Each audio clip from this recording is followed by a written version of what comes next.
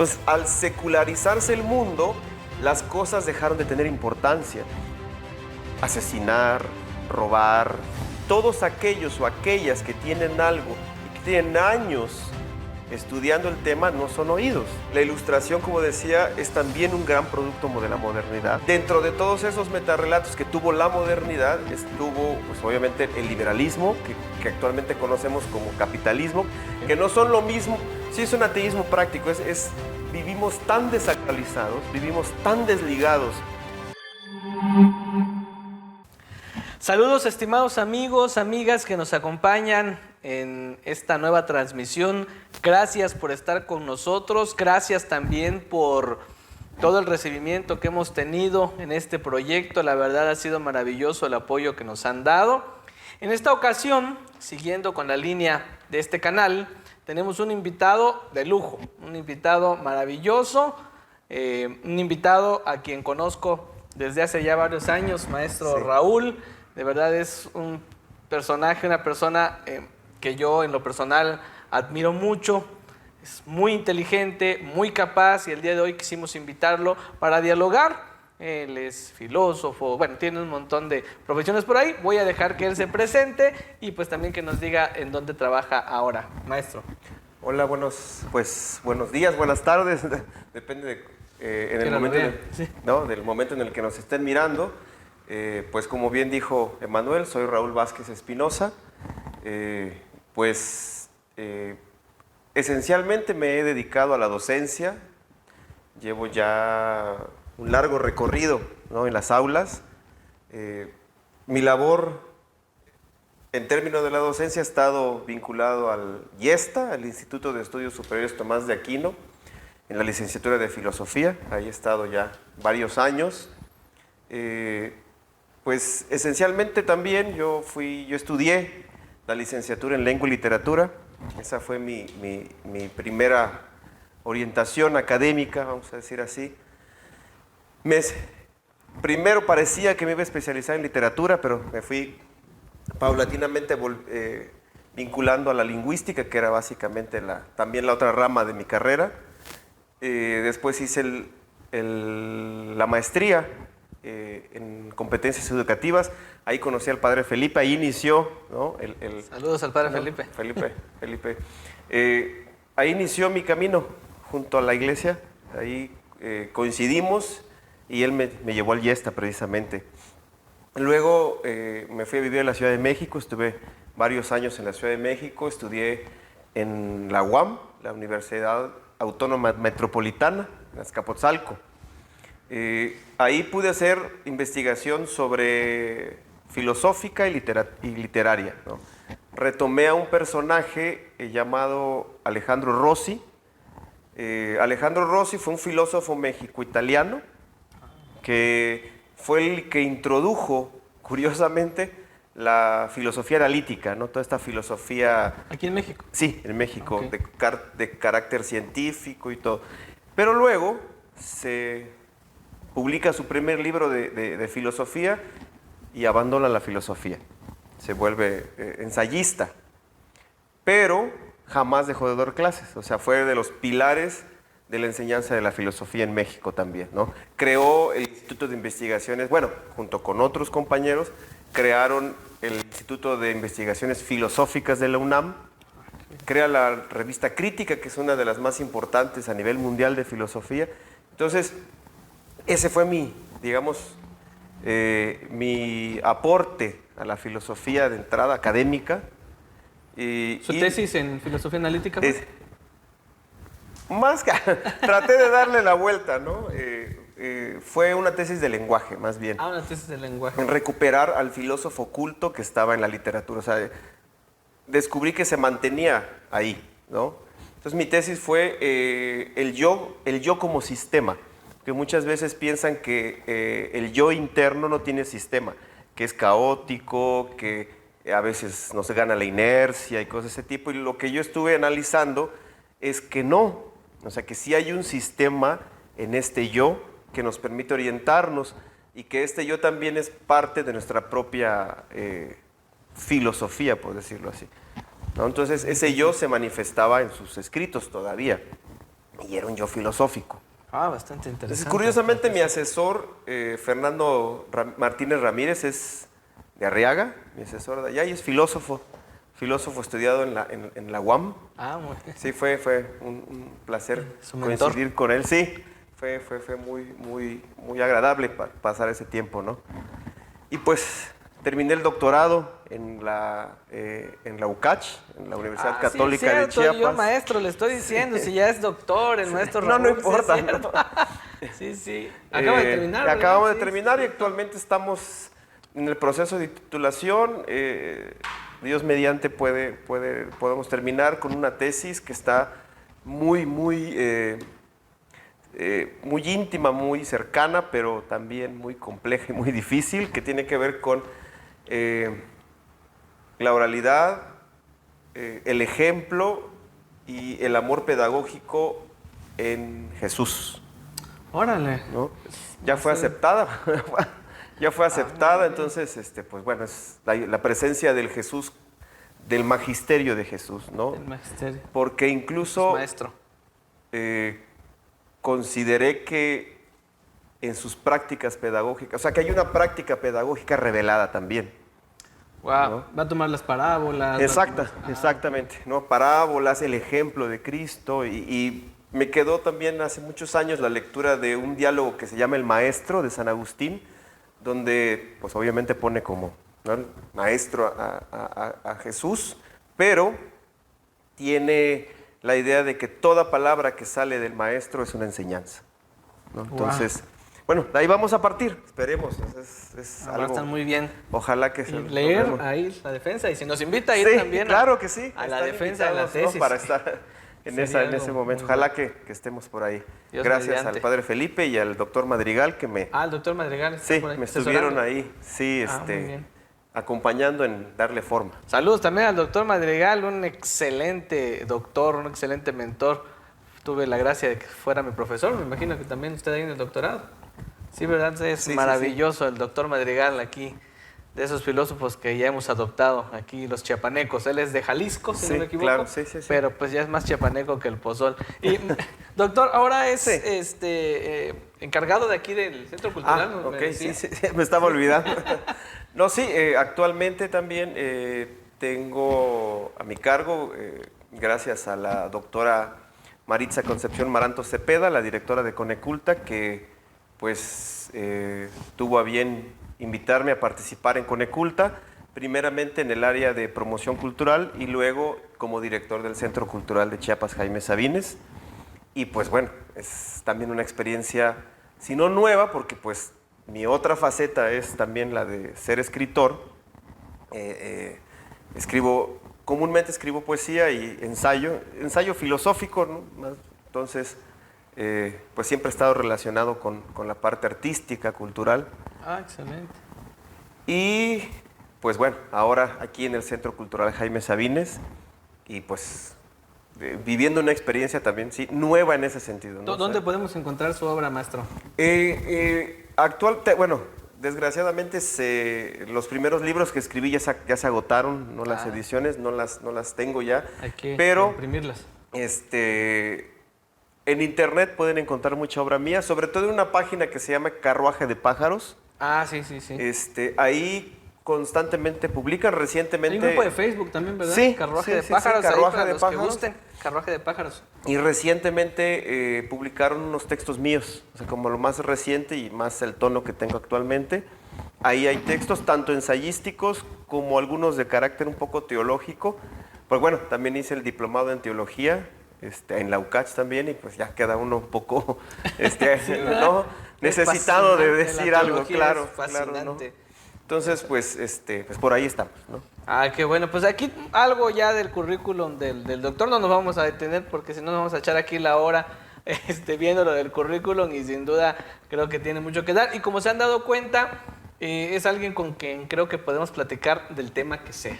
Sin embargo, doctor, esta tarde, estamos grabando en la tarde, por cierto, quisiera que nos enfocáramos en un tema, pues ahí con el proyecto que estamos teniendo, nos ha interesado mucho hacer análisis de la realidad del mundo en el que estamos. Sin embargo, por su formación, a mí me gustaría que habláramos un poquito de cómo ha ido evolucionando el pensamiento y junto con el pensamiento, cómo se ha ido modificando la sociedad a partir de ese pensamiento. Sobre todo a partir de la edad moderna. Primero, me gustaría hacer como una pequeña introducción a lo largo de la historia. Sí, hemos tenido como diferentes cosmovisiones y partimos desde la antigüedad, una cosmovisión cosmocéntrica en la antigüedad, una visión teocéntrica en la Edad Media y a partir de la modernidad una cosmovisión antropocéntrica.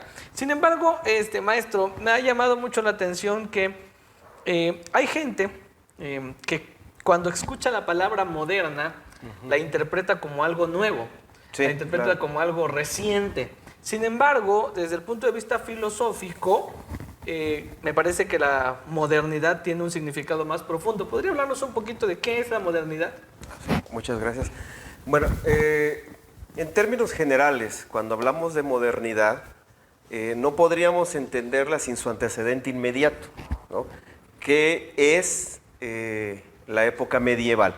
Y estamos ubicándonos primero en una región del mundo, que esto es importante tenerlo en cuenta. Es cierto. Estamos hablando de lo que en su momento fue Europa, que no existía como Europa, o sea, Exacto. no había esta unificación que cuando decimos ahora la Unión Europea, No existían los países que no actualmente existían los Exacto. países, existían comarcas, existían reinos, existían ciudades que eran importantes, París, por ejemplo, Roma, ¿no? Que de hecho, perdón, las ciudades-estados actuales son herencias de la modernidad, Exactamente, ¿no? sí. Ok, Exactamente. continúe, por Entonces, favor. estos países, que ahora llamamos europeos, pues tenían una orientación, como bien dijiste hace rato, teocéntrica o podríamos también llamarle ontoteológica, o sea, estaban muy afincadas en una visión teológica, pero a partir de una, le llamaban en la época medieval, en el maravilloso orbe del ser. Esa expresión me gusta mucho, ¿no? A mí me impresiona, perdón que lo interrumpa, usted dijo una visión ontoteológica, Ontoteológica, haciendo sí. referencia a dos palabras, ontología y teología, Exactamente, ¿verdad? sí. De manera sencilla, maestro, porque como nos escuchan de todos, Sí, claro. ¿nos podría explicar un poquito qué es la ontología, qué es la teología, para poder tener esta visión ontoteológica? Sí, vamos a decir, de manera muy sencilla, la ontología se encargaría del estudio del ser, así, muy sencillo, ¿no? Para no meternos en Para no meternos, vericuetos, sí, claro. ¿no? Porque tiene pues una definición más amplia, ¿no? Y la teología sería vamos a decir así, la ciencia, ¿no? Que nos permite acercarnos un poco a Dios o a lo revelado, ¿no? Entonces, en la Edad Media,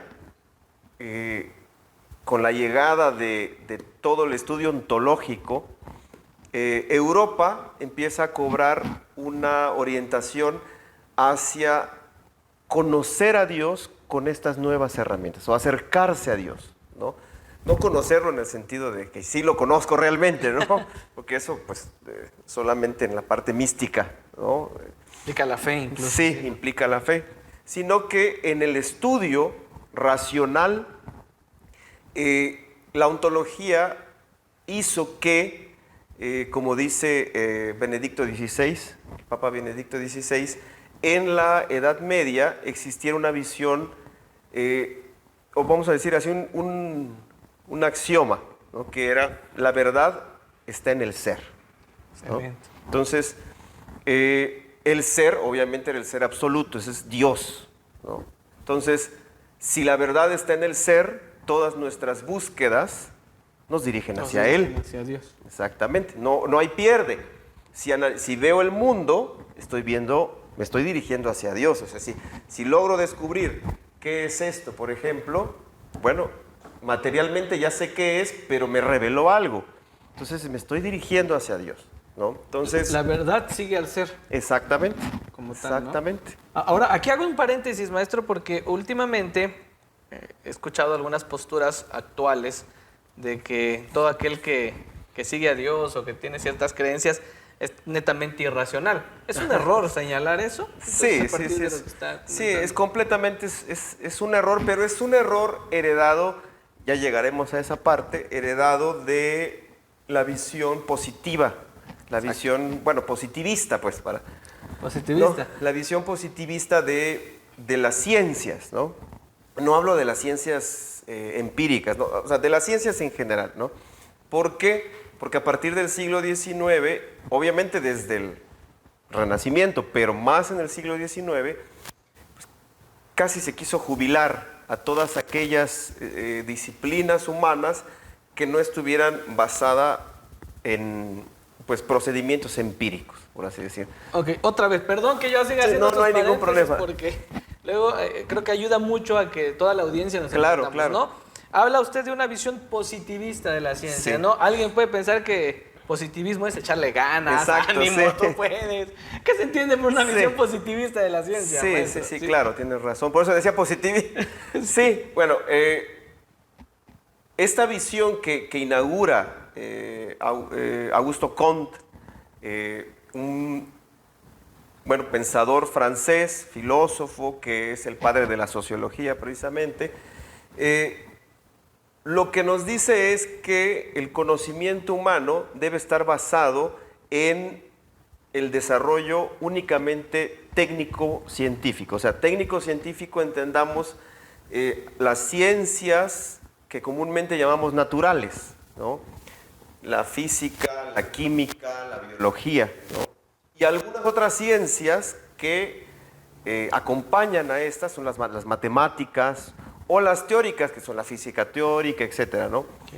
Entonces todo debe estar mediado solamente por esta visión, o sea, solamente un conocimiento técnico-científico, nada más. Y las demás ciencias, pensemos la filosofía, bueno, son hermanos, son lo mismo, ¿no? Por así decirlo, pero la metafísica, la filosofía, la ontología, todas tienen que estar, la teología, sujetas a los métodos propios de las ciencias empíricas. ¿Por qué? Porque según esta visión, lo único que podemos conocer es la materia, ¿no? Okay. Lo demás, pues, no podemos, pues, entonces, según su visión. Una ciencia positiva es aquella que apela necesariamente al materialismo, a la materia, Sí, y a la experimentación. Sí. Y algo que no pase por la criba de estas dos es irracional, exactamente. No es válido. O sea, no es válido. Entonces, porque no es válido, porque no está basado en evidencias empíricas. Empíricas quiere decir que lo puedo ver, lo puedo tocar, o por lo menos puedo tener evidencias de que existe, ¿no? Exacto. Entonces, si no puedo tener evidencias de que esto existe, entonces está en un terreno de la imaginación, está en un terreno de del ensueño, Idealista. ¿no?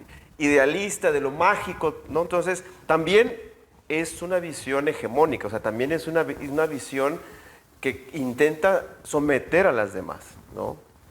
Esa idea de la ciencia como neutral también la vamos a ir viendo, no es tan real, ¿no? O sea, sí tuvo la ciencia, muchas veces tuvo un uso ideológico. No la ciencia misma, o sea, no la ciencia como... Sí, como tal, sí, como ente, sí. Exactamente, ¿no? Sino el uso que se ha hecho de la ciencia. Sí, exactamente, sí, estoy totalmente de acuerdo. Bueno, volviendo al tema principal para ir ya concatenando. Entonces, esta visión de que el ser, la verdad está en el ser, con la llegada de el Renacimiento, o bueno, van a haber muchos problemas, ¿no? En primer lugar, digamos, mengua el poder de la Iglesia, o sea, a partir del Renacimiento y de la llegada del capitalismo, la Iglesia, y bueno, el famoso cisma de Martín Lutero y una serie de situaciones hacen que la Iglesia católica empiece a perder presencia en términos de, pues, lo que representaba el Papa, ¿no?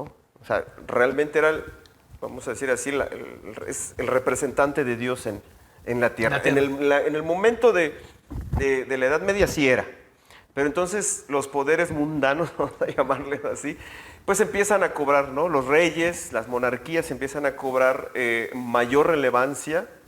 Y entonces las investigaciones, las ciencias empiezan a cambiar su orientación, ¿no? Entonces, hay dos momentos importantes. El primero es con Descartes, comúnmente lo conocemos como Descartes. Descartes. ¿Qué pasa con Descartes? Una de las primeras orientaciones, y esto lo dice incluso Hegel, lo dice Schelling, perdón, en uno de sus textos, Descartes es el primero que dice, vamos a hacer filosofía con cosas nuevas, con un método nuevo, que rompa completamente con la escolástica que se viene haciendo hasta la fecha, ¿no? Vamos a romper completamente con los modelos anteriores, ¿no? Entonces vamos a crear un método nuevo, por así decirlo, ¿no? Luego hay un libro que se llama La Ciencia Nueva, de Giambattista Vico, y este libro realmente, o Giambattista Vico nos propone un nuevo paradigma.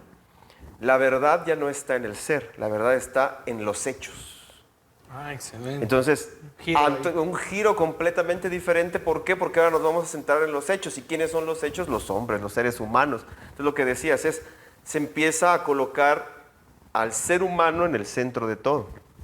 Entonces, lo único que podemos conocer, dice Vico, son los hechos, ¿no? Entonces, esto nos va a llevar a una serie de cambios, tanto en la forma de ver al mundo, como también en la metodología. Entonces, vamos a dejar de utilizar las herramientas que teníamos anteriormente, la teología, la ontología, la metafísica, y vamos a crear una filosofía, de hecho se llama ciencia nueva, o sea, con Vico es una ciencia nueva, o sea, vamos a crear modelos nuevos, ¿no? Y es lo que hace Francis Bacon. Exactamente, ¿no? Cuando dice, se va contra Aristóteles. O sea, es normal, vamos a decir, la reacción, no es que lo odiaran, porque todo mundo se fue contra Aristóteles. Era el canon, era el modelo, era el filósofo, como dice Tomás de Aquino, ¿no? Entonces, comúnmente las reacciones ante esas figuras, aunque cuando tú lees y lees y lees, encuentras que Kant, que Descartes, que Francis Bacon, que todos tienen de Aristóteles. Por ¿no? supuesto, no hay filosofía occidental sin Aristóteles. Claro, entonces, pero la reacción fue contra el modelo, ¿no? Aristotélico tomista. Tomista, vamos a decir así, porque era la presencia, sin embargo, Tomás todavía no tenía la fuerza que tuvo en los siglos posteriores, ¿no? Porque estaba muy reciente, ¿no? Sí. Entonces no tenía 1 o 2 siglos de haber muerto, entonces no era digamos, la figura. Era Aristóteles. Era Aristóteles, ¿no? Y entonces los sistemas matemáticos, los sistemas empíricos van a, entre comillas, a suplantar, ¿no? Entonces las matemáticas empiezan a cobrar relevancia, y la modernidad empieza, digamos, a hacer su arribo. Llegan todas estas, vamos a decir, formas de ver el mundo diferente a Inglaterra, y entonces Inglaterra va a consolidar todo esto. Se va a proponer por medio de precisamente el pensamiento moderno, no es tanto hacerlo nuevo, como decías, sino que hay una tendencia a volver nuestra vida más cómoda. Okay, es una característica, es una característica de la modernidad, o sea, volver cómoda la vida. Hacer cómoda la vida, o sea, eliminar el sufrimiento, ¿no? O sea, eliminar el trabajo, generar también por medio de la tecnología y las comunicaciones una mayor facilidad de traslado, de podernos mover y de poder mover mercancías también. O sea, una carretera te daba la oportunidad de llegar a un lugar, pero también de introducir a ese lugar, pues, mercancía que puede ser vendida, ¿no? En lo positivo. Sí, claro. Pero obviamente pues, llega una serie de cosas también ahí. No solamente es este proceso lineal de llega mercancía y llegan seres humanos, llega, de todo. Porque también el hecho de que se haya despojado de, vamos a decir así, de la presencia de Dios a los seres humanos, nos llevó a una especie, no podría decir si de vacío, como dice Lipovetsky, en la era del vacío, pero sí a una especie de banalidad de las cosas, del mundo. Entonces, nos permitimos cosas que eran impensables en otros momentos. Hay un desquebrajamiento del sinsentido, del sentido del hombre y una inauguración del sinsentido. ¿Usted cree que puede hacer eso? ¿O es exagerado decir que en la modernidad comenzó este quiebre? Vamos a decir así, no sé si sin sentido como dices, pero hay una hipermaterialización del ser humano. Okay. En el sentido de, no de material, como decía Madonna, no de lo material como lo superficial, como el glamour, ¿no? No ese materialismo, Sí, sino lo entiendo. Sí. que el ser humano se convirtió en un objeto. O sea, nos despojamos de todo aquello que no, paulatinamente nos fuimos despojando de todo aquello que era intangible. Una desacralización del humano. Completamente. O sea, una secularización, pero absoluta. El mundo se secularizó, ¿no? Entonces, al secularizarse el mundo, las cosas dejaron de tener importancia. Asesinar, robar, corromperte, etcétera, etcétera. Todo ese tipo de cosas ya no tenían consecuencias. Ya no habían consecuencias en tu fe, ya no habían consecuencias ya no morales. hay un infierno, o sea, pórtate bien porque... No, porque entonces eran cosas, como tú dijiste, ilógicas, ¿no? O sea, un demonio, o sea, no, porque ahora todo es materia. Ni un legislador universal. Ni un legislador universal que pueda, ni una ley revelada que me permita darle forma a mi vida, no.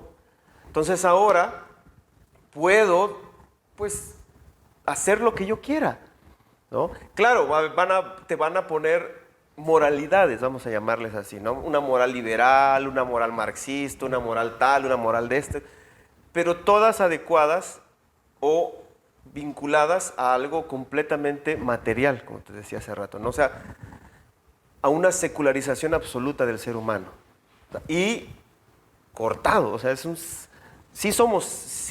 ser humano moderno fue un ser humano limitado. Entonces, en la modernidad también, otra característica, por lo que estoy escuchando, es también ateísmo, es el ateísmo. ¿Hay un ateísmo? Sí, hay una presencia paulatina del ateísmo, o sea, de un ateísmo, o sea, lo pongamos así, o sea, un ateísmo informado, por llamarlo así, vamos a decir, estos ateos como Richard Dawkins, por ejemplo, el biólogo, ¿no? Sí, o sea, que se asumen como moralmente seculares, pero buenas gentes, vamos a decirlo así, ¿no? El buen ateo. El buen ateo, ¿no? O como le llamaban, el humanismo ateo, ¿no? Sí. Pero también hay un ateo, o un ateísmo, si se puede decir así, un ateo, no quisiera decir desinformado, pero un ateo que ni siquiera le pasa por su cabeza si es ateo o no es ateo. Vive de esa manera. Es ateísmo, ¿no? Práctico. Sí, es un ateísmo práctico. Vivimos tan desacralizados, vivimos tan desligados de la fe. Hay mucha gente que dice que tiene fe, pero vive de una forma tan desligada, incluso con la fe, con sus prácticas. Le dices, ¿qué religión profesas? Católico, ¿no? Pero jamás toma la Biblia, no, jamás lee la Biblia, jamás está en la iglesia, jamás está, bueno, ni se comporta de esa manera, ¿no? Sí. Entonces, este ateísmo es el que más prevalece, o sea, porque el ateísmo informado, pues, te digo, son estas personas que vienen desglosados de la ciencia misma, o sea, la mayoría de los científicos, pensadores, etcétera, se pueden considerar estos, ¿no? Ateos informados. Darwin, por ejemplo, ¿no? Thomas Huxley, que era su promotor, ¿no? Que incluso han tenido diálogos importantes con los representantes de las iglesias. Sí, ¿no? Incluso Darwin por ahí. Sí, exactamente, hay una serie de cartas importantes. Sí. De hecho, estudió para pastor. Sí, tenía fe. Exactamente. Tenía una formación religiosa. Religiosa, exactamente. Entonces, pero este ateísmo de que lo miras, por ejemplo, cuando tú miras, voy a poner un ejemplo muy burdo, pero no sé si se pronuncia así, pero tú miras los programas de televisión, por ejemplo, Big Brother o estas Kardashian y cosas así, tú no miras a Dios ahí. No miras nada. O sea, el cuerpo está completamente secularizado, o sea, un día amanecen con uno, amanecen con el otro, y los otros también, o sea, es completamente desacralizado, intervenido, cirugías, pero no pasa nada. Sí, sí, exactamente. O No sea, hay un valor ontológico. Ontológico, de la exactamente, persona, de la sí. persona. Sencillamente forma parte del propio discurso objetual, vamos a decir así. O sea, y nada más. En ese sentido creo que es mucho más peligroso el ateísmo práctico que el teórico, que el informado, ¿no? O sea, Sí, porque eso te permite dialogar, entrar en esta, como diálogo Habermas con Benedicto. con Benedicto Con Joseph XVI, Ratzinger, ¿no? en su Joseph momento, sí. Ratzinger, ¿no? Entonces, o... Carlos María Martini con Exactamente. Humberto Eco, ¿no? Sí. Sí. Entonces, estos diálogos, pues, se permiten, ¿no? Pero no te vas a poner a discutir con Ricky Martin, perdón, capaz me contesta luego, ¿no? Sería genial, un sí. debate. O con los personajes que de pronto se vuelven como falacias de la autoridad, ¿no?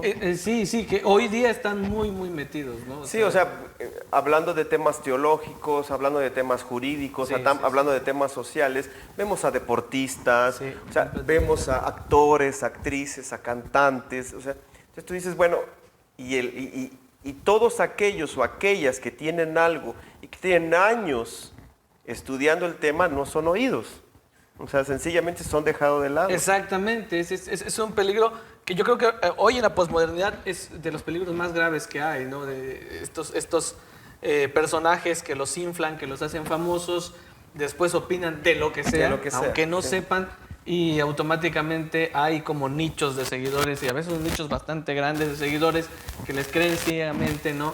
Por ahí no recuerdo, estaba leyendo que hicieron un experimento social en una universidad estadounidense y precisamente pusieron a dos paleontólogos a hablar sobre dinosaurios. Ajá. Y pusieron a dos famosos. No recuerdo si era George Clooney y alguien más, pero los pusieron o sea, deliberadamente que dijeran Sí. que los dinosaurios no existieran. Y curiosamente le creyeron más a los actores de Hollywood que a los paleontólogos, ¿no? O sea, estas cuestiones. Sí, o sea, te digo, parte de esto que le denomino como ateísmo práctico, no sé si la palabra ateísmo sea, o secularismo práctico, En su máxima en su expresión. máxima expresión, ¿no? En el sentido de que realmente no importa ni siquiera la ciencia, o sea, ni siquiera la ciencia, ni siquiera los desarrollos de la ciencia, ni siquiera las evidencias. Te pueden estar poniendo, mira, aquí está el hueso, míralo, obsérvalo. Sí. No, ese hueso es fabricado, es esto, es lo... Entonces, Sí. o te pueden decir, mira aquí, obsérvalo. Ya, o sea, vamos a ser científicos, ¿no? Vamos a ser rigurosamente científicos y ni así. Que creo que esa es una diferencia específica entre la posmodernidad y la modernidad, ¿no, maestro? O sea, es el fin de las ciencias duras y ahorita viene el pensamiento débil, ¿no? El pensamiento fuerte contra el pensamiento débil. Vamos a decir así, bueno, uno de los pilares de la modernidad son lo que Jean-François Lyotard le llamó las grandes narrativas o los grandes Metarrelatos, discursos, los sí. metarrelatos, ¿no? Y bueno, dentro de todos esos metarrelatos que tuvo la modernidad, estuvo, pues obviamente, el liberalismo, que actualmente conocemos como capitalismo, Ok. que no son lo mismo propiamente, pero pues es como un hijo directo Sí. del liberalismo, ¿no? Sí. Que nos ofrecían, pues obviamente lo que te decía hace rato, o sea, tecnología, comodidad, una alegría, porque pues vamos a vivir, no voy a hablar muy intolerante, como en el Atalaya, ¿no? Pues sí, porque vamos a estar libres de trabajo, libres de una sufrimiento. utopía. Una utopía así de capitalista, ¿no? Capitalista, Liberal. Francis Fukuyama le llama el fin de la historia también, ¿no? Y el marxismo también, por su lado, que curiosamente están en la misma línea de progreso, son corrientes cientificistas, o sea, tanto el marxismo como el capitalismo tienen el desarrollo, el progreso, como la meta final, ¿no? O no la meta final, sino el camino hacia allá, El camino, ¿no? sí. Y el fin de la historia también, o sea, ¿por qué? Porque pues ya no va a haber lucha de clases, decía Sí, Marx. y la idea es que el progreso siempre es lo mejor, ¿no? Lo nuevo Exactamente, siempre es lo mejor. sí, constantemente siguiendo esta visión hegeliana de las etapas, Exacto, ¿no? exacto. Entonces, Que ya en el siglo XX. que ya no el siglo XX viene, va a venir pues, y entonces igual las propuestas religiosas, aunque Lyotard no las toca, o sea, directamente, pero se le puede entender también como un metarrelato, ¿no? Aunque, insisto, sí, el cristianismo, Lyotard no profundiza ahí. Y profundiza en los relatos de la ciencia, o sea, de esta ciencia que parecía la panacea y de pronto no lo es. Y también veo que Lyotard le hace una crítica fuerte al marxismo. Al marxismo, también, ¿verdad? sí, claro, al marxismo y al capitalismo, pero específicamente entendamos que en el siglo XX van a pasar o van a suceder cosas tremendas que el propio Occidente propuso, ¿no? O sea, las guerras mundiales ya, ¿no? Sí, Estas ideas de supremacía racial vienen de siglos atrás, pero obviamente van a cobrar forma y realidad en el siglo XX, ¿no? O sea, el holocausto judío, el holocausto ucraniano de los propios marxistas, bueno, socialistas, comunistas de Rusia, ¿no? Con Stalin. Las masacres en nuestro continente, ¿no? O sea, solo pensemos en los mártires de El Salvador, los sacerdotes que mataron Monseñor Romero. Sí, Romero, que fue víctima también de esos grandes, pues, genocidios, ¿no? Y entonces, ante ese panorama, de pronto el marxismo, que se proponía liberar a la humanidad, pues dicen, ¿no? ¿Qué pasó? Termina. Sí, o sea, ¿qué pasó acá? O sea, ¿dónde está esta promesa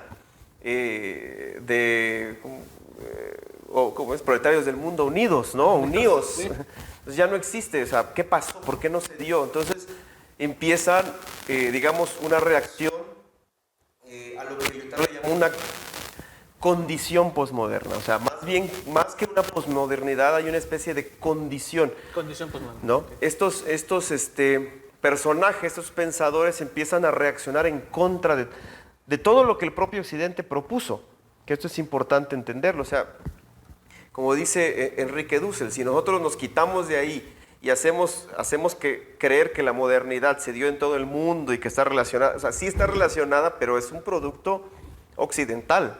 Y occidental muy europeo, ¿no? Exactamente. Porque en América es como una historia paralela, ¿no? Sí, es una historia paralela, lo que le llaman ahora pues, los mundos periféricos.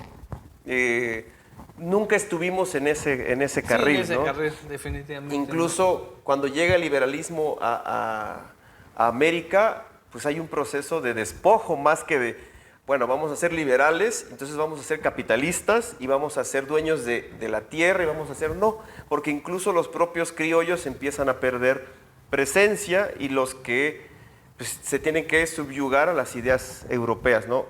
Tanto económica como intelectualmente. Entonces, nunca fuimos liberales, o sea, con perdón de los liberales mexicanos, o sea, sí, porque nos escuchan los liberales mexicanos. Sí, sí, estábamos sujetos a muchos factores económicos, políticos, que pues solo tenemos que mirar un poco las empresas actuales, quiénes son los dueños, quiénes son los grupos que controlan, ¿no? Podemos dar una vuelta y vamos a ver todas las marcas donde están, ¿no? No estoy diciendo que esté mal, que esté bien, solamente que verlo. Con ¿no? objetividad incluso, sí, para entender cómo está. Entonces, Digo, porque mientras en Europa se estaba desarrollando toda esta cuestión de la modernidad, aquí éramos una colonia. Sí, exactamente. Había un virreinato. Y solo pensemos algo importante. La Ilustración nos dejó los derechos del hombre, pero esa Ilustración tenía colonias, tenía esclavos. O sea, jamás volvieron la vista hacia Haití, por ejemplo, los franceses. Jamás se preocuparon todos los grandes ilustrados por decir, ok, nuestros derechos, porque nosotros somos hombres, los demás no lo son. Sí, eso también. ¿No? Entonces, son las paradojas también de estos grandes movimientos modernos, porque la Ilustración también es uno de los... O sea, la Ilustración, como decía, es también un gran producto de la modernidad. De la modernidad, sin duda. ¿No? Incluso estas ideas hoy día preconcebidas de izquierda y derecha es producto de la modernidad. Son producto ¿no? de la modernidad, exacto. O sea, no existían antes de... O sea, al final de cuentas, digo, porque a veces también me ha llamado la atención, y no quiero que nos vayan a apedrear aquí virtualmente, pero hoy día todavía hay gente que sigue hablando de esta dicotomía izquierda-derecha, y casi como los que estamos de este lado, ya sea de izquierda o de derecha, somos los buenos, y los del otro lado son los malos, ¿no? Como un blanco y negro. Pero... Sí, exactamente. Son los discursos que la propia Ilustración fue construyendo. Por ejemplo, cuando Voltaire publica su libro Historia de la Filosofía, lo hace no para estudiar la filosofía, sino para, entre comillas, despojar a la humanidad de toda la superstición. Entonces se va contra la religión. Exacto. ¿No? Y entonces, una de las características que Voltaire encuentra como antiguo, como conservador, vamos a decir así, es precisamente esta religiosidad, ¿no? O sea, el ser humano que es religioso, entonces está anclado en la antigüedad, ¿no? O sea, está vinculado a esos procesos. Entonces, y ya en el siglo XIX, pues bueno, es muy complejo, no tendríamos tiempo, no, pero... nos llevaría un semestre, sí, Pero podríamos analizar mucho las prácticas que nosotros hacemos cuando tú polarizas, dices izquierda, derecha, ¿no? Sí. Pero pues desgraciadamente fuimos construidos en el siglo XX a partir de ciertos elementos o ciertas miradas. O sea, el marxismo, no, por ejemplo, no es solo marxismo, es un leninismo, un maoísmo, y cada uno de esos tenía una metodología que le seguía, ¿no? Nos sorprendería descubrir que cuando salimos a marchar estamos siendo leninistas, por ejemplo. ¿No? Sí. O estamos en la huelga, estamos siendo leninistas, somos marxistas leninistas. ¿Por qué? Porque el modelo de lucha que te ofrece Lenin es ese. O sea, vas a derrocar al poder por medio de la huelga, del sindicato, del partido político, marchas, etcétera.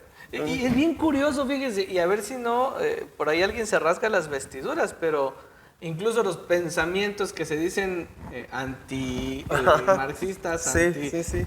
utilizan los mismos métodos. Claro.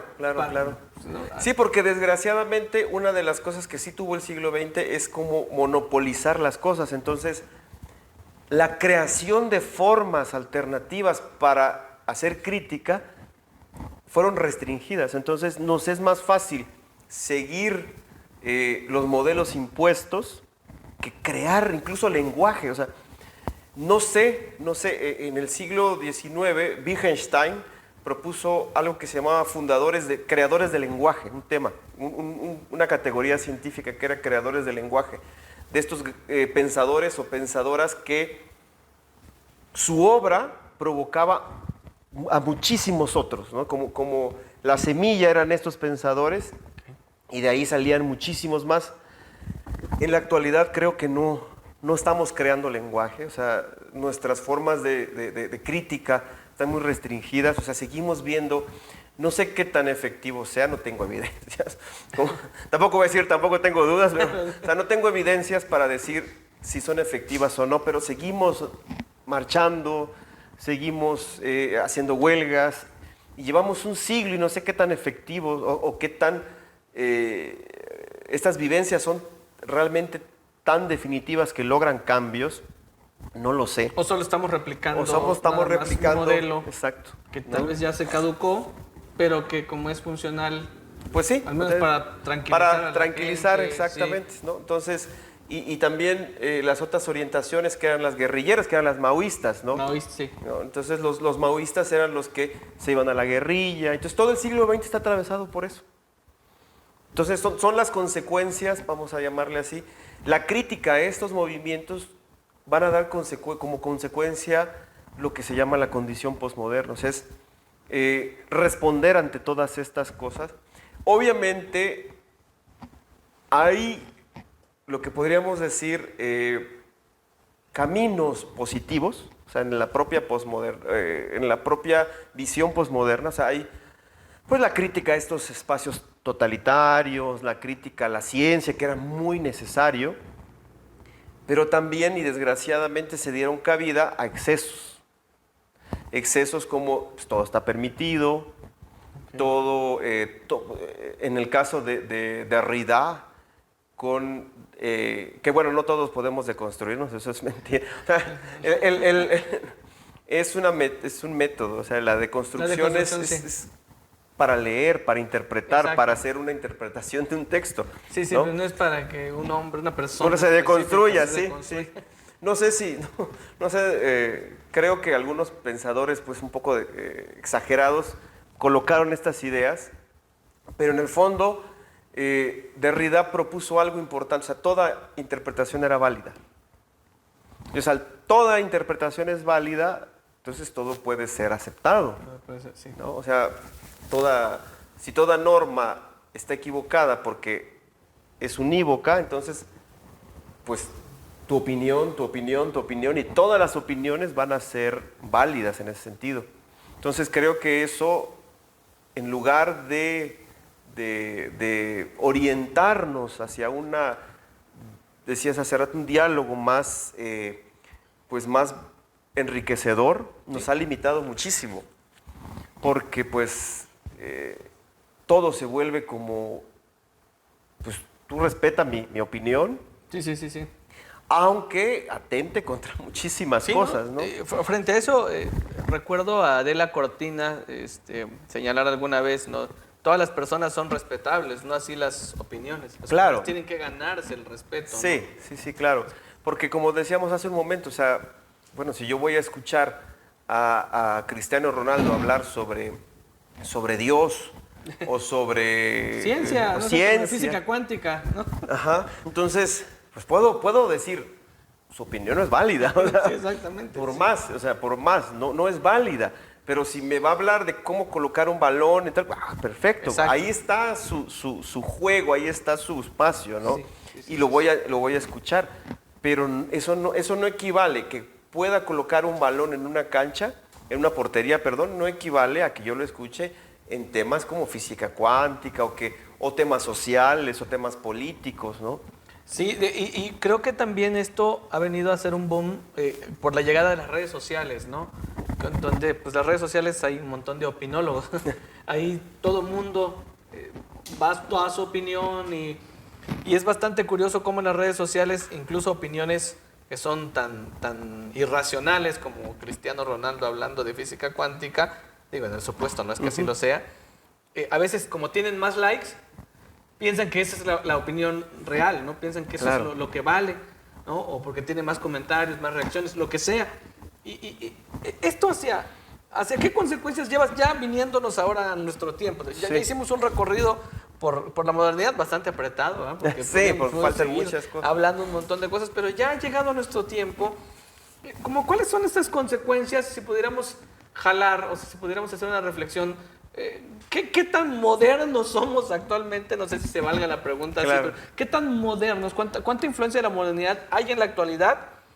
¿Y qué de la actualidad incluso está yendo más allá de la modernidad? Claro. No,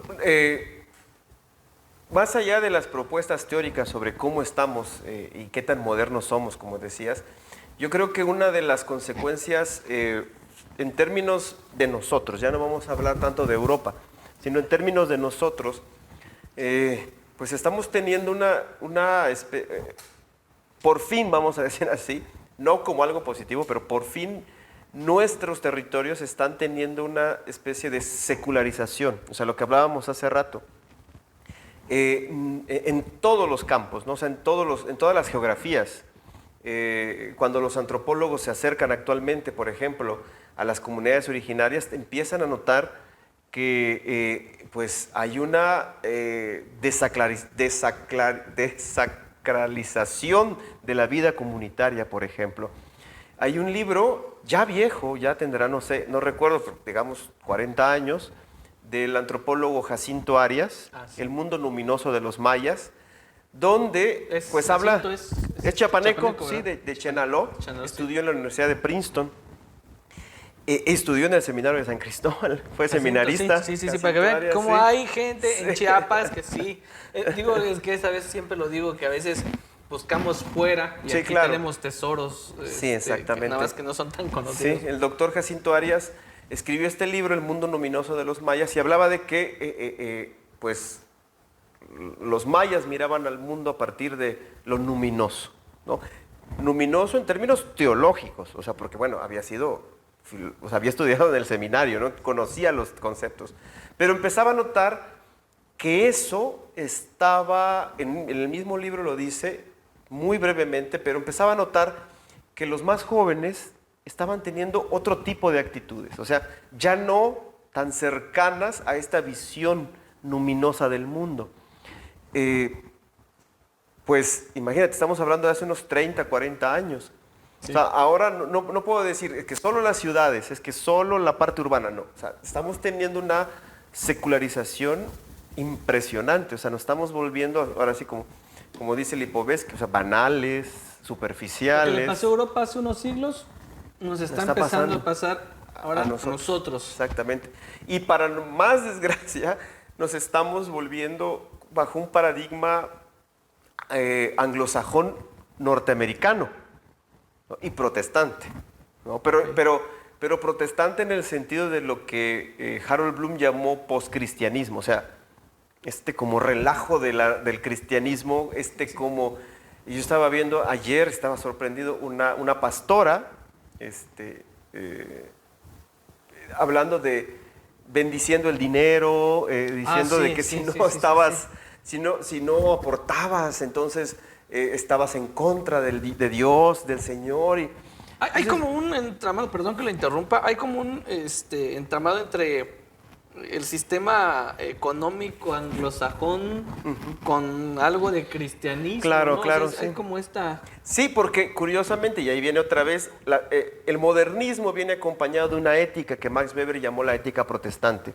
Entonces, para el moderno, la religión, o sea, porque va a decir, bueno, sí somos religiosos, o sea, va a decir, sí somos empiristas, pero porque la ciencia incluso es producto del cisma que se separó de Roma, ¿no? O sea, los países críticos, decían los teóricos, son luteranos, son calvinistas, ¿no? Sí. Son pues protestantes. ¿No? Entonces, la actitud crítica pertenece a la ciencia, ¿no? Entonces, ¿y cuál es la religión de la civilización moderna? Pues los cristianismos, ¿no? Pero protestantes.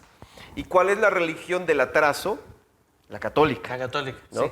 Hay un libro que yo les recomiendo mucho, se llama Ciencia versus Religión, donde un paleontólogo llamado Stephen Jay Gould, judío, pero de una cultura amplísima y que es capaz de leer con fervor una vida de Francisco de Asís, como hablar de su propio judaísmo. O sea, no era una persona encerrada en sí misma, pero nos va narrando en ese libro cómo se inventó, se construyó un mito en torno al catolicismo. Y la Edad Moderna opuso al catolicismo como la religión de la antigüedad, del atraso. del atraso, y a la postura protestante como la religión de la avanzada, de la ciencia. Incluso he escuchado a mucha gente que habla de, si se dan cuenta hoy día en el mapa geopolítico, los países pobres son católicos, ¿no? Y en cambio los países ricos No lo son. protestantes. Exactamente. ¿No? México es Inglaterra, católico, Alemania. Estados Unidos, Inglaterra, son... Exactamente, porque muchas de las universidades, la Universidad de Columbia está fundada con mucha desorientación incluso.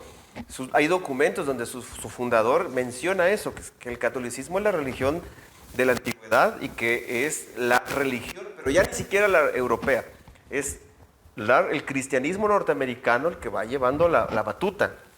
Entonces, ya no me atrevería, así un poco posmodernamente, ya no me atrevería a llamarlo cristianismo, sino más cercano a lo que dice Harold Bloom, poscristianismos, porque... Poscristianismos, en plural. Exactamente, sí. ¿Por qué? Porque ya son, si lo vemos, son exactamente, es desarrollo tecnológico, una visión de progreso, desarrollo en cuanto a la vida propia del ser humano. O sea, cuando uno va a Estados Unidos o Europa, pues te sorprende el nivel de comodidad, ¿no? Sí, claro. Entonces, esa visión está muy arraigada en esta visión moderna, y la religión no es la católica. La religión de un moderno es pues el protestantismo. Incluso va por esa línea, ¿no? Los cienciólogos, por ejemplo, la New Age, Sí. o sea, es...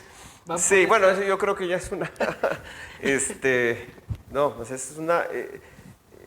pues ahí vendría un poco lo que decía al rato, no ser una banalización de la vida, o sea, pensar que vino una nave espacial... Exacto. O sea, llevar a un extremo. El ser humano, como dice la filósofa mexicana Blanca Solares, es lógico-mítico. O sea, bueno, Zubiri también lo dice, pero sí somos lógico-míticos. Entonces esta parte mítica no en el sentido de mágico ni de falso, sino que si estamos muy vinculados al símbolo, Okay. ¿no? Pero desgraciadamente la modernidad nos inventó símbolos y el ser humano se va a negar constantemente al secularismo. ¿Cuál es la reacción? Desgraciadamente banal, pero es la reacción. Pues crearte mitos, aunque ya no sea Dios, aunque ya no sea Jesús, aunque ya no sea... Bueno, te creas mitos, precisamente, si tú vas a la calle, lo primero que estás, Wakanda Forever, forever, ¿no? Sí. Decía, no voy a decir quién, porque llegó a... Porque se van a capaz, Nos vayan a miran, censurar. no, pero capaz miran y van a decir, Ok, ¿no? ya. Pero decía que estaba en una clase, un amigo, y que de nada estaban pendientes más de Wakanda Forever. De Wakanda, sí. ¿No? Pero entonces, ¿por qué? Porque hay una necesidad del símbolo en nosotros. Son a esos pesar de pequeños todo. relatos de los que hablaba Lyotard, o sea, el fin de los metarrelatos. Y ahora los pequeños. relatos, exactamente, ¿no? Con la que le estamos queriendo dar sentido a nuestras vidas. Entonces, le damos sentido con el cine, pero el cine comercial, el cine de Marvel, el cine el fútbol. O sea, ¿cuántos de nosotros veamos nuestras rutinas? Y ya con eso nos vamos a sorprender. O sea, ¿cuántos de nosotros estamos los sábados viendo el fútbol, saliendo al cine o a tomar con los amigos, y el siguiente sábado lo mismo? Se repite, Sí. es una rutina ya. Ya son nuestros hábitos, como decía Aristóteles, ¿no? Para bien o para mal son tus hábitos, ¿no? Entonces, eso es lo que ha provocado la modernidad, ¿no? O sea, más que la posmodernidad en sí, digamos la posmodernidad como una reacción ante eso, pero que desgraciadamente también se desborda. O sea, la posmodernidad al desbordarse rompe sus cauces y... Ya no es Popper haciendo una crítica a la ciencia con Exactamente, esta cuestión sí. sino ya es, hagamos lo que queramos, ¿no? Comamos y Sí. bebamos que mañana moriremos. De hecho es así, o sea, X somos jóvenes. Exactamente, ¿No? exactamente. Las sí. expresiones, X somos jóvenes es lo mismo. Sí. Carpe diem es lo mismo, o sea, vive el momento, o sea, va.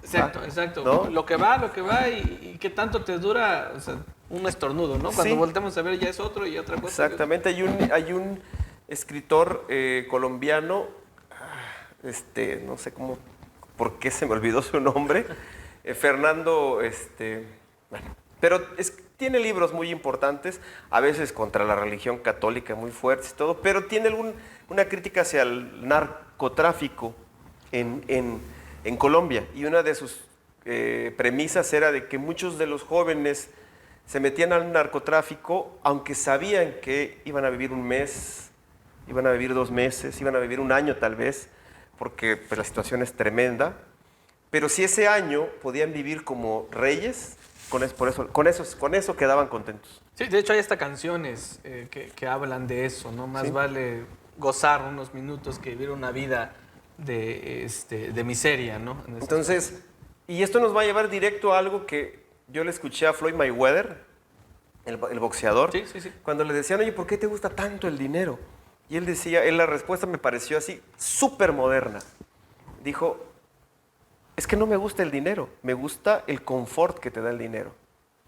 O sea, entonces, tú dices, bueno, o sea, aunado a eso está esta idea, pues, de voy a vivir lo que tenga que vivir, pero lo voy a vivir en el relajo, en la fiesta, en el desorden.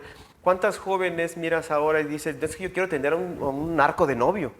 Sí, o el Sugar Daddy, ¿no? O sea, No, el todas Sugar estas Mommy, imágenes, yo he conocido, o sea, amigos, amigas que me dicen, no, es que o sea, es mejor tener a un amigo de narco, ¿no? Pero bueno, o sea, ese tipo de actitudes, como te decía, o sea, de desacralización de nuestra existencia nos ha llevado precisamente a eso, o sea, a vivir momentitos de nuestra vida, ¿no? No sabemos qué va a pasar después, entonces, pues... Ahora, ¿hay un sinsentido en este tiempo o es más que sinsentido o es un intento, no sé, de fin de utopías o no sé, ¿cómo se le podría llamar? Vamos a decir, o sea, Latinoamérica sí se subió al tren de la utopía. O sea, Latinoamérica, sus guerrillas buscaban la utopía, vamos a decir así, ¿no? Los zapatistas, digamos, empiezan con esta visión utópica, luego en el camino cambian, ¿no? Pero serían como la última guerrilla a nivel mundial que tuvo repercusión. Digamos a decir así, sería como la... No lo quiero decir así, pero sería como la revolución posmoderna, ¿no? Ok. O sea, la última guerrilla posmoderna. Postmoderno. ¿Por qué? Porque empieza con una visión marxista La primera muy fuerte, generación de sí, zapatistas. y de pronto van cambiando y tuvo muchísimas orientaciones y obviamente cuando tú te acercas más y ves cómo se generan, cómo se mueven, encuentras que sí hay mucho de esta crítica posmoderna, aunque tiene una orientación católica, o sea, eso sí es pues ostensible. Tú vas a un caracol y lo primero que hay es misa. Después marimba y después sigue la fiesta, ¿no? Sí, sí. Pero esta confluencia de las ideas que van a entrar en esta guerrilla empiezan a manifestar una crítica incluso a sus propios discursos. ¿No? Sí, está interesante eso. Sí, entonces una crítica a sus propias orientaciones marxistas, por ejemplo, ¿no? Entonces, al tener eso, la hace, vamos a decir así entre comillas, posmoderna, ¿no? No completamente, pero entonces, ¿qué quiero decir con esto? Todas estas guerrillas buscaban la utopía. Entonces, sí estábamos como en ese tren. Entonces, al caer todas esas, Cuba, Chile, ¿no? Guatemala, que fueron pues sistemáticamente controlados, sí se perdió esta idea de esperanza por ese lado, por ese lado. Luego el avance avasallador de los medios y sí, por más que me quieran tirar piedras, pero sí ha habido un ataque directo a la Iglesia Católica en todas. O sea, puedes decir, no, es que hasta los teólogos de liberación, ni ellos, o sea, ni ellos se han salvado de esta crítica, ¿no? Nadie que tenga como la estrellita en la frente de católico o la crucecita acá se salva de esta crítica tremenda hacia el catolicismo, ¿no? No me quiero quedar con la duda y no sé si qué tanto quepa, ya para ir terminando, a propósito de que estamos hablando de los zapatistas, me ha llamado la atención los últimos discursos del Submarcos, donde habla, por ejemplo, de otroa, ¿no? No dice Sí. otros, otras y otroas, ¿no? Sí, Cosas sí, por sí, el sí. estilo. A propósito de eso, ¿cuál sería su opinión sobre esto que se le llama hoy día lenguaje inclusivo? Digo, porque partimos de una figura que en sus discursos a mí me han llamado mucho la atención. O sea, también he visto una evolución de su pensamiento, Claro, sí. pero sí me llamó la atención leerlo a él, incluso utilizando este tipo de... Curiosamente, los zapatistas han utilizado el discurso inclusivo desde casi unos 5, 6, 7 años después del surgimiento público, ¿no? La arroba, incluso. El arroba, y todavía lo siguen usando, Sí. ¿no? Se ha malentendido, o sea, no es un territorio espinoso, o sea, no importa si las personas se ofenden cuando se critica, tampoco se trata de ponernos como Vargas Llosa y estarnos riendo y burlando, pues de por sí mucho de su pensamiento político es un poco complicado, pero creo que no hay gran complicación en el terreno del lenguaje inclusivo. O sea, desgraciadamente ahorita se me escapa el nombre de la lingüista a la que yo sigo, no es Company, o sea, sí es una de mis referentes lingüísticas, como autoridad en el terreno, pero ahí les dejaré en los comentarios el nombre de la... Ok. O sea, es facilismo, o sea, el lenguaje inclusivo es facilismo. Es facilismo porque nosotros podemos usar un lenguaje inclusivo sin necesidad de utilizar nosotros, nosotres. O sea, el lenguaje inclusivo está en el lenguaje mismo.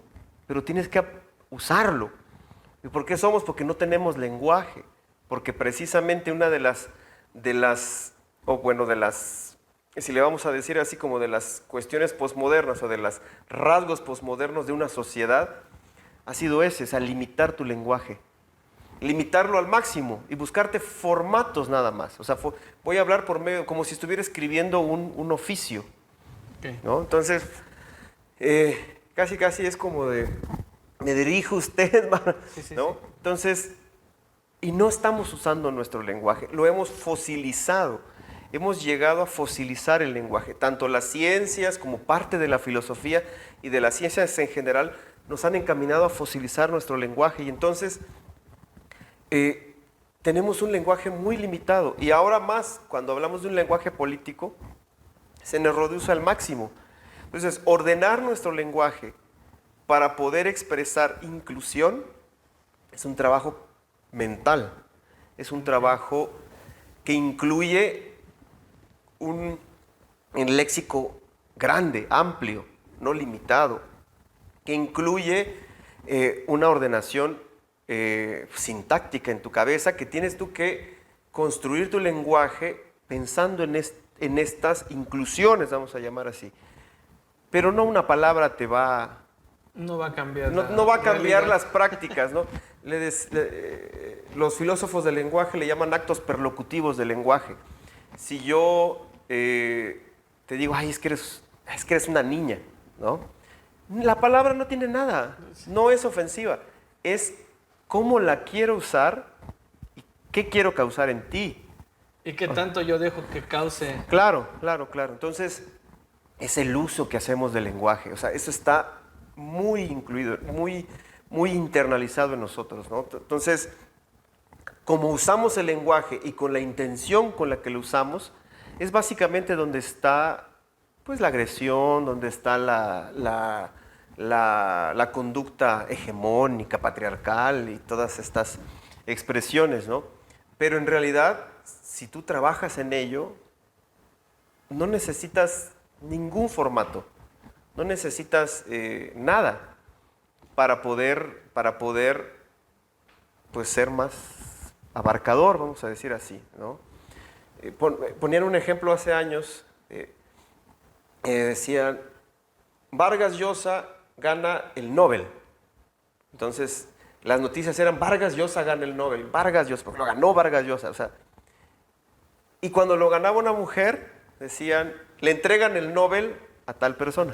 No, le entregan el Nobel a Liz Muro, ¿no? Le entregan el Nobel. Entonces, ahí no valía ella, ahí valía el premio. ¿No? Entonces, bueno, y si le das la vuelta, solo dándole la vuelta, cambia el sentido de la oración. Entonces, ese tipo de cosas ni siquiera las trabajamos. Ya, hay como una pereza de querer, no sé, ahondar más. Ahondar más, exactamente, o sea, es más social, y es lo que dice Compani también, la lingüista, que no tiene mucha aceptación en el campo del lenguaje inclusivo, pero pues desgraciadamente así es, ¿no? O sea, incluso hay oraciones, que ahorita no las he registrado a veces, inclusivas, que pretenden ser inclusivas, y tienen rasgos de machismo, por decirlo así. Ok. Sería genial en una siguiente charla poder ahondar mucho sobre estos temas, porque creo que serían maravillosos escucharlas sin caer en esta polarización de la que hablábamos antes, ¿no?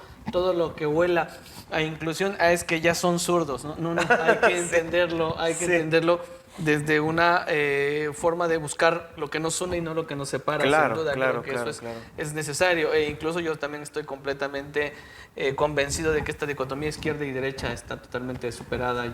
Creo que ya no es lo de ahorita. Ya para ir cerrando, maestro, por el tiempo. Ok, ya hemos hablado de muchísimas cuestiones, pero ¿qué nos recomendaría? Por un lado, primero como seres humanos, dos, como ciudadanos, y tres, mucho de nuestro público sin duda también es cristiano católico, ¿no? ¿Qué nos recomendaría como para poder ir sorteando esta suerte. Yo siempre recuerdo a Bauman señalando, es que mi análisis es pesimista, pero mi actitud es optimista. Claro, ¿no? claro. Y ciertamente hemos hecho un análisis en donde sí hay muchas cosas que tal vez incluso al cristianismo le pegan muy de frente, ¿no? ¿Cuál sería su recomendación o qué nos diría como para ir sorteando esta realidad que estamos viviendo hoy día? Bueno, sí es difícil lo que pides, pero por lo menos la última parte sí la podría encaminar, porque no son mis palabras, sino las del Evangelio. Entonces, ¿no? Pero digamos, como seres humanos, creo que una de las opciones que tenemos en la actualidad es como tomar calma, ¿no? O sea, hay una expresión de poner freno de mano, descansar, ¿no? Porque llevamos una vida completamente agitada, una vida completamente atravesada por una serie de violencias que pues nos condicionan como seres humanos, ¿no? Entonces, descansar, o sea, hacer más lenta la vida un momento. No estoy diciendo, como dice el propio Papa Ratzinger, Benedicto XVI, ponerte tu disfraz, lo dice muy fuerte, ¿no? Tu disfraz de payaso medieval, ¿no? Y decir, bueno, voy a vivir de esa manera. No se trata de eso, pero sí como calma, ¿no? Un poco de calma como seres humanos, porque eso nos va a permitir llevarnos un poco a la reflexión, ¿no? Un poco a ver lo que está sucediendo alrededor nuestro, de cómo nos está controlando incluso como la marea, la inercia, ¿no? Sí. Entonces, un poco de calma. Políticamente, pues esa misma calma nos tiene que permitir asumir, como dice Aristóteles en su libro 1, que tenemos un papel dentro de la sociedad, y uno de esos papeles es la de gobernar y ser gobernado. O sea, ¿gobernar en qué sentido? Si somos animales políticos, tenemos que actuar políticamente. O sea, tenemos que actuar en concordancia de que vivimos en una sociedad regida por constituciones, por reglas, etc. Entonces, tenemos que conocerlas. Tenemos que exigir precisamente ser este animal político que dice Aristóteles que somos. O sea, si vivimos en una ciudad, no podemos vivir sin saber cuáles son nuestras obligaciones y cuáles son nuestros derechos. Porque muchas veces, yo ponía un ejemplo y aquí le mando un saludo a Manoa, pero un día me decía, es que quiero que me regalen libros de Coneculta. Le digo, mira, tienes que hacer un oficio dirigido a la directora va a hacer su proceso. Pero no, así no, qué flojera. No, porque entonces no estás asumiendo tu papel de gobernar y ser gobernado, como dice Aristóteles. Si vas a gobernar, significa que vas a asumir el rol político. Entonces, cumple tu rol político, y al cumplir tu rol político tú vas a poder disfrutar de este proceso social que estás viviendo, ¿no? Y de eso nos lleva, por ahí publiqué, desgraciadamente no lo tengo, pero se los puedo compartir, está al principio del libro Teoría de la Justicia de John Rawls. Uh-huh. Está al principio del capítulo donde dice de las instituciones. Okay. Ahí menciona 4 momentos para los cuales una persona puede emitir una opinión política. Creo que es clarísimo, sencillo y aplicable en nuestra vida real. O sea, es palabras más, palabras menos, aplicar, tener una opinión sobre algo, buscar información sobre ese algo, buscar las diferencias de opiniones, después conciliarlas en la Constitución, ver cuáles son los caminos políticos y después sacar una idea original, ¿no? Lo que dice Rawls. Entonces, creo que ese modelito nos permitiría tener una opinión más política de las cosas, ¿no? Aplicable para todo. Sí. Hasta para opinar en Facebook o en Twitter. Para todo, sí. Para todo. Sí, yo lo decía pensando en las redes sociales, ¿no? O sea, hablamos de todo lo que se nos ocurre, ¿no? Y finalmente, a mí me queda clara una expresión que todo el mundo escucha cuando va a misa, ¿no? Creo que hay dos, la expresión es y en recuerdo también de quienes se durmieron con la esperanza de la resurrección. Esa expresión a mí me fascina. ¿Por qué? Porque Urs von Balthasar dice en uno de sus pequeños libros, un teólogo, hay dos caminos para acercarte a la religión. El primero, el silencio de Dios. ¿Qué es eso? El todo, o sea, es todo lo que tú quieras, ¿no? Y ahí es donde un poco la cuestión posmoderna, ¿no? O sea, todas las religiones, y vemos nosotros, pues, te encuentras en la calle aquí un budista, te encuentras pues un musulmán allá en Chamula, ¿no? Sí. Bueno, o sea, todo es válido, pero también desde el momento en el que vas al bosque, abrazas un árbol, desde que piensas que estás conectado con el cosmos y todo eso, bueno, está bien. Es una forma de relacionarte con Dios. Pero dice, bueno, esa es una. Y la otra es pensar que ya habló y ya no tiene por qué hablar, porque ya está revelado. Y una de ellas es precisamente la esperanza de la resurrección, ¿no? Entonces, creo que ahí está la clave. Hemos perdido esa esperanza. Y si no nos asimos profundamente esa esperanza, pues ahí sí considero que nos espera un siglo, pues, desesperanzador, ¿no? O sea, hay una película que se llama El caballo de Turín, donde al final, es una película tremenda, es lentísima, pero es tremenda en su hipótesis, y con eso cierro. Es una familia, un padre con su hija, solos, esperando el fin del mundo. Y el fin del mundo es la oscuridad total. Pero tienen una vela de esas que tienen aceite, tienen una lámpara con aceite. Con esa se alumbran y de pronto se apaga. La lámpara está llena de aceite, como Dios, está presente, está ahí, puede prenderla, pero están ellos tratando de prender la lámpara y ya no prende. ¿No? O sea, está ahí, Dios está ahí, pero ellos están en una oscuridad tremenda. Ya no hay nada, ¿no? Entonces, esa imagen a mí me quedó muy marcada porque, bueno, si no recuperamos esta esperanza, precisamente, esta espera de la resurrección, creo que pues vamos hacia ese camino, ¿no? Hacia a una oscuridad que no nos, que no nos va a permitir el amor, o sea, es básico, o sea, el mensaje de Cristo es ese es el amor, ¿no? Y si no acudimos hacia Él, vamos a terminar en un siglo que, pues, bueno, no puedo ni siquiera augurar hacia dónde vayamos, ¿no? Pero sí está, no es desolador, o sea, puede parecer, así como dices de Batman, puede parecer desolador, pero todavía está Jesús a nuestro lado, o sea, todavía está ahí, todavía está su mensaje. Entonces, va a llegar el momento en el que vamos a volver, o sea, todos necesitamos este cobijo, este amor de Dios, ¿no? Y entonces va a llegar el momento y nos estamos revelando poco a poco la mayoría, ¿no? Y creo que esa es una de las alternativas. Más allá de las cuestiones sociales, políticas, el ser humano sí necesita esta intimidad, vamos a decir así, con Dios, ¿no? Entonces sería como con lo que cerraría en esa parte, ¿no? Qué genial, o sea, a mí me encantó. A propósito de eso, el Papa Benedicto escribe Spe Salvi, esta encíclica, Salvados en la Esperanza, también como recomendación, a propósito de lo que comenta el sí, bellísima doctor, encíclica. Hermosa la encíclica, creo que es una herencia para nosotros, ¿no?